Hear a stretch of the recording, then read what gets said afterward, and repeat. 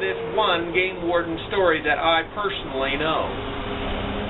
When I was a kid and we were 5 miles north of Hamlet, game warden came into the yard and talking to Dad. I went out there and he was saying that somebody's poaching deer. He said there's evidence down on the creek.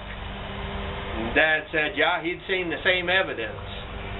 And the old game warden says, I'm pretty sure I know who did it. And he said, I'd like you to come with me. And Dad said, I want nothing to do with it. He said, the guy that did it's a neighbor. And he said, I know he is.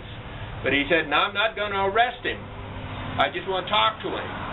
So Dad went with him. And so all three of them, and when Dad came back, he related the story.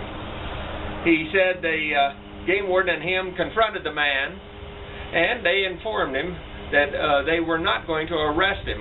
The game warden wouldn't arrest him. And so the man confessed to the crime that yes, he'd been poaching deer. And the game warden said, I understand. He said, you got hailed out. That's a bad thing.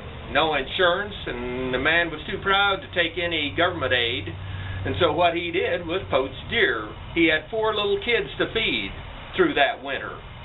And he was a sharecropper just like my father, except on that side of the canyon it got hail.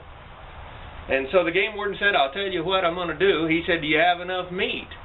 And he said, well, he'd poached 4 deer. And he said, well, I'll tell you what, I'll let you poach another 4 deer if you need them and you use every drop of the meat. But if it gets out into the public that this has happened, I'll have to arrest you. Or if you give that meat to any other family or anybody else, you will be arrested. Or if you sell the meat, you will be arrested. But as long as you're feeding your family, I'm not going to say anything. I'm going to look the other way.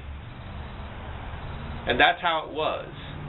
And so a game warden, using a little bit of common sense, which the government doesn't have anymore, but that law enforcement, he was a true game warden that realized that the animals are here to serve us and to feed us in times of dire need, as that family had. And so I nominate that game warden, though he's now dead, posthumously, if you will, as the best game warden the state of Nebraska ever had.